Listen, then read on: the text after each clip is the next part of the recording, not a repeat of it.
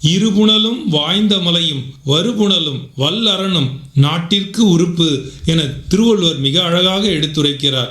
புனல் இல்லாமல், புனல் என்றால் நீர் என்று பொருள், அந்த நீரினை பாதுகாத்தால்தான் அந்த நாட்டில் மிகப்பெரிய வளமாக அமையும். அதனால்தான் மழை நீரை வீணாக்காமல் அந்த காலத்தில் அழகாக குளங்களையும் நீர்நிலைகளையும் அமைத்தார்கள். அதுதான் மன்னனுடைய மிக முக்கியமான கடமையாக இருந்தது. நம்முடைய ஔவையார் கூட மிக அழகாக பாடியிருப்பார்.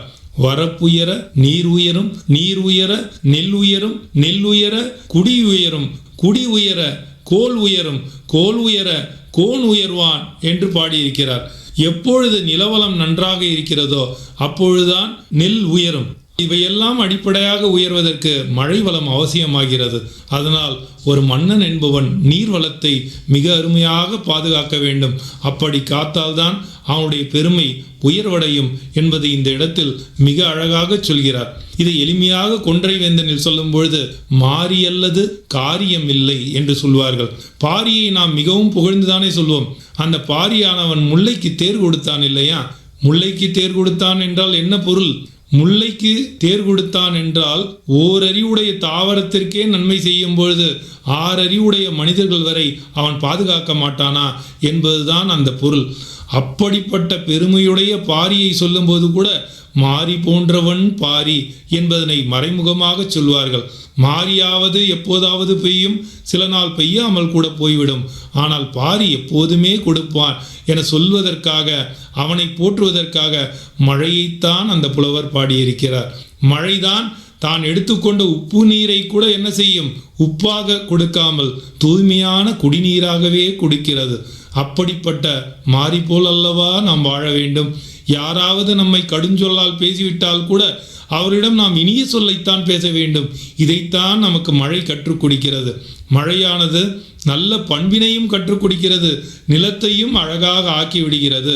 அதனால்தான் மழையை போற்ற வேண்டும். மழையை எப்படி போற்றுவது? எல்லா அணைகளையும் கட்டி அந்த நீரை சேமிக்க வேண்டும். ஆறாக இருந்தாலும் சரி, எந்த நீர்நிலையாக இருந்தாலும் அது அடிப்படையில் வானத்திலிருந்து தான் வர வேண்டும் என்பதை மிக அழகாக சொல்கிறார்கள். ஆற்று பெருக்கற்று அடிசுடும் அண்ணாலும் அவ்வாறு ஊற்று பெருக்கால் உலகூட்டும் என ஔவையார் நல்வழியில் பாடியிருக்கிறார்.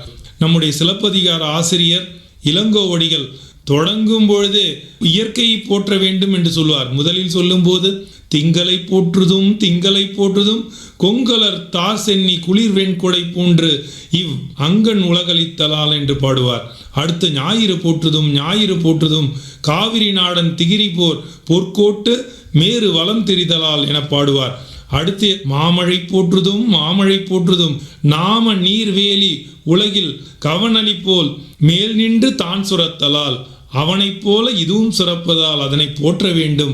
மன்னனின் பெருமையை சொல்லும் பொழுது கூட மழை நீரின் பெருமையை சொல்லக்கூடிய அழகினை பார்க்கலாம். ஒவ்வொரு இடத்திலும் பெய்யக்கூடிய மழையானது மனிதர்களுக்கு மட்டும்தான் பயன்படுகிறது என்று நாம் நினைக்காமல் உலகில் உள்ள அனைத்து உயிர்களுக்கும் பயன்படக்கூடிய அளவிற்கு இருப்பதை நாம் எண்ணி பார்க்கலாம். அதனால்தான் அந்த காலத்தில் மக்கள் எல்லோரும் நீரினை தெய்வமாக வணங்கி பூக்களை எல்லாம் போட்டு மகிழ்ந்த நிலத்தை நாம் பார்க்க முடிகிறது. ஊருணி, ஊற்று, ஏரி, ஓடை, கிணறு, கடல் என எத்தனை நீர்நிலைகளை நாம் பார்த்திருக்கிறோம். அத்தனையும் போற்ற வேண்டியது நம்முடைய கடமை. எனவே மழையை போற்றுவோம், வளமாக வாழ்வோம். இதுவரை எனைத்தானும் நல்லவை கேட்க இதில் மழையை பாதுகாப்போம் கருத்துக்களை வழங்கினார் பேராசிரியர் முனைவர் ME கிருஷ்ணகுமார் அவர்கள்.